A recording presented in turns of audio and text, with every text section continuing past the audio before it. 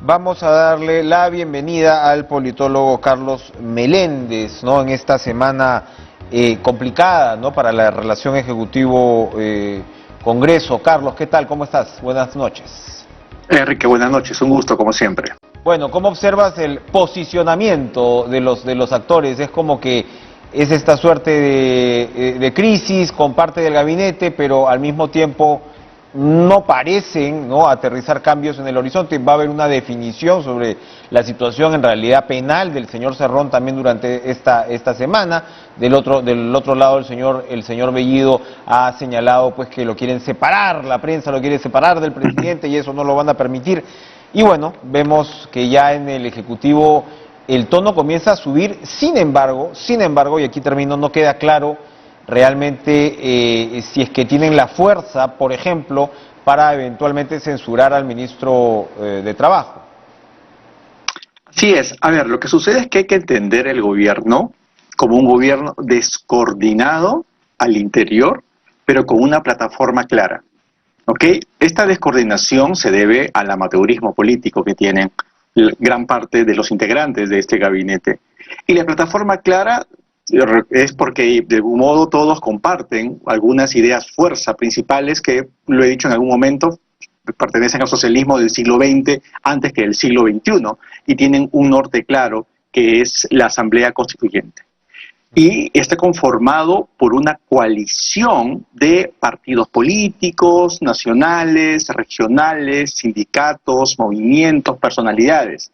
Estamos por primera vez ante un gobierno de coalición en el más amplio sentido del término. Esta es una diferencia con respecto a otros gobiernos más personalistas, que es lo que había predominado en el Perú en el siglo XXI, donde lo que decía el presidente lo replicaba el primer ministro y de ahí a sus ministros. En este caso no. En este caso es un gobierno de coaliciones donde el presidente, pues además, por su propio amateurismo, es muy dubitativo al momento de tomar decisiones. Entonces, en este contexto de ejecutivo desordenado y de una coalición, aunque todos son de izquierda, pero una coalición bastante con tensiones al interior, sobre todo en temas de reforma, son los sectores más radicales los que terminan tomando la vanguardia, por decirlo de un modo, los que terminan apretando el acelerador. Este es un gobierno donde claramente los ministros de Perú Libre son los que aprietan el acelerador en las políticas del Ejecutivo.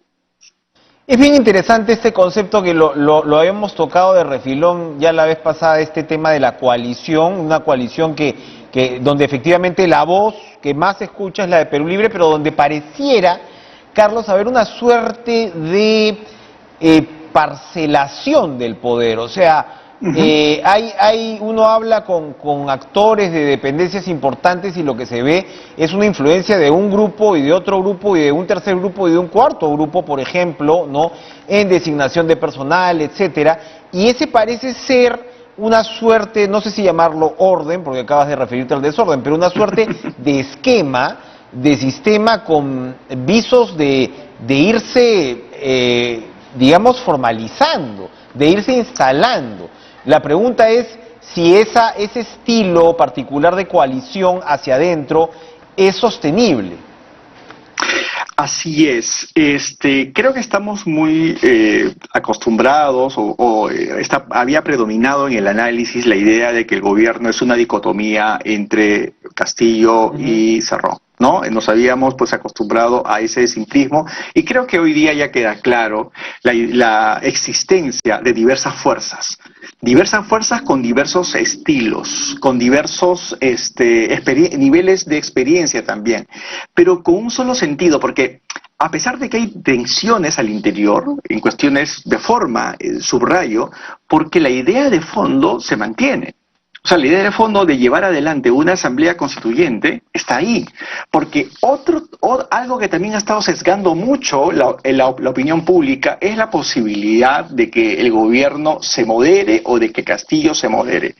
Y si nos damos cuenta, han seguido el guión de la plataforma electoral.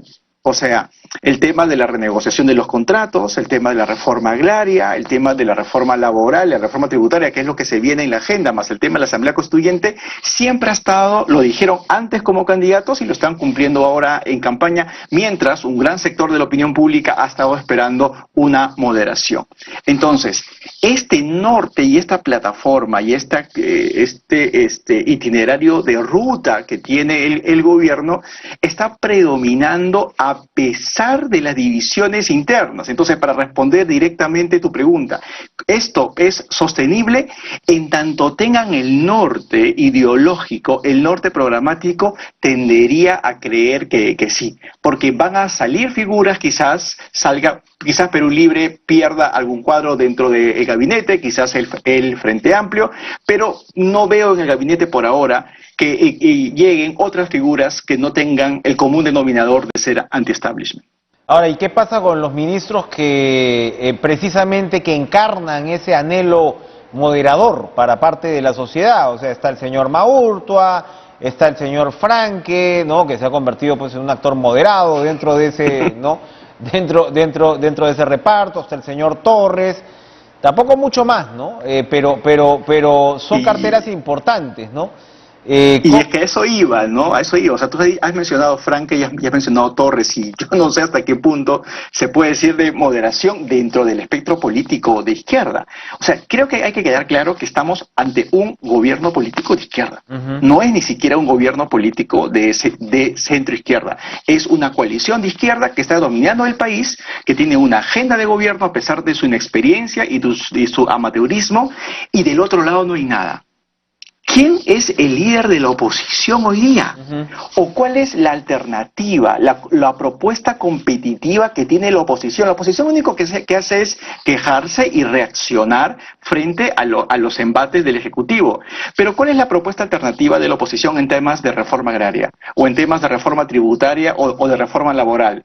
¿O cuál es una propuesta alternativa para una asamblea constituyente? No la tiene. Entonces, a pesar de la debilidad, del desorden y de la poca moderación, que no necesita moderarse el gobierno avanza con más, creo yo, con más, a partir precisamente de la inexistencia del otro jugador. El otro jugador es mucho más debilitado, hemos puesto los reflectores en el Ejecutivo, pero la oposición no resuelve sus problemas de acción colectiva, pues. Y claro, y refleja también la falta de partidos y la improvisación, o sea, la improvisación que hay en un lado, desde otra perspectiva está en el otro.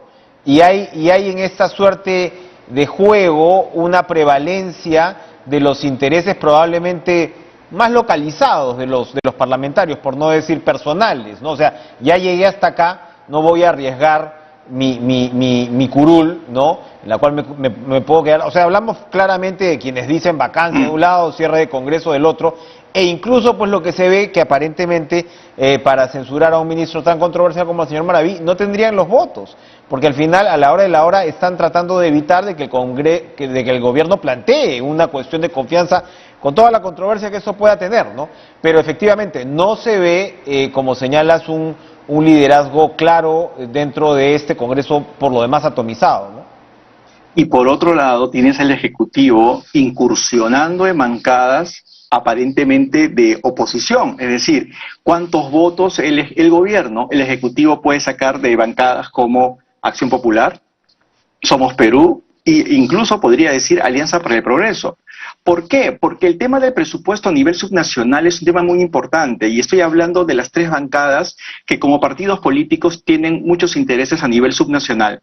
Son los partidos nacionales que tienen más alcaldes en el país, y que obviamente el tema presupuestal es muy importante en ese sentido, por un lado, pero especialmente si vamos a mirar la elección del próximo año. Entramos a un proceso electoral subnacional en unos meses, en un año precisamente, y desde Lima quizás no nos damos cuenta, pero la campaña en el interior del país ya comenzó.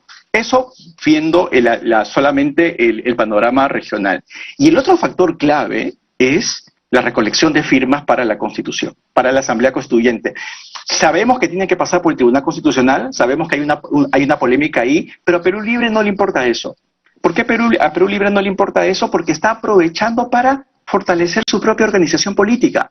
Veamos cuántas acciones, cuántas actividades organizativas está haciendo Vladimir Cerrón. Vaya o no vaya a prisión de acuerdo con los líos judiciales que tiene, Perú Libre se está fortaleciendo a partir precisamente de la recolección de firmas. ¿Qué otro partido político tiene presencia territorial hoy día en el país? De la oposición, yo creo que muy pocos pueden decir eso. Es verdad, hay una capacidad organizativa indudable, que de hecho, bueno, al final de cuentas, en medio de una carambola electoral, o como quieras llamarla, puso a Pedro Castillo en la presidencia. Y mi última pregunta es, preguntaba por la sostenibilidad de esta coalición, que como bien señalas, hay analistas que no advierten todavía, ¿no?, de ese sentido, ¿no?, de esos objetivos, y que van avanzando hacia esos objetivos, pero ¿qué pasa con el presidente? ¿Qué pasa con la figura presidencial? Con un presidente que se comunica tan poco con la prensa, estamos poco acostumbrados los peruanos a una suerte de estilo así. ¿Eso le puede traer problemas o más bien le puede traer oxígeno?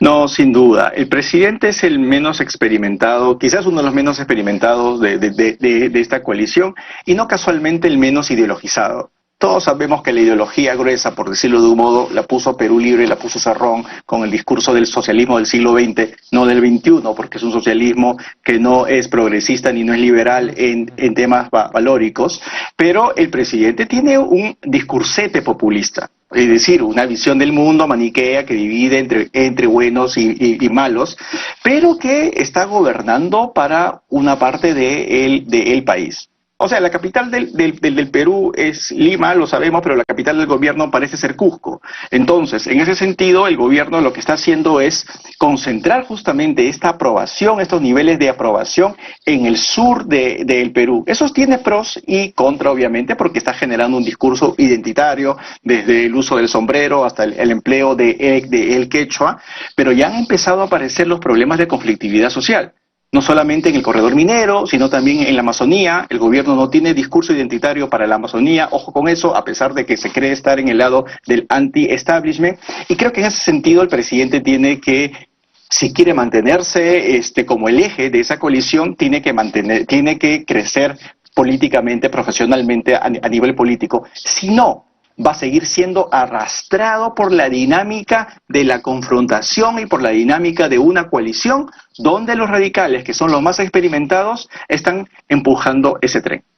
Muy interesante, Carlos Meléndez, muchas gracias por estar con nosotros esta noche. Seguiremos conversando sin duda sobre el rumbo que tome el gobierno. Vamos a ir a una pausa.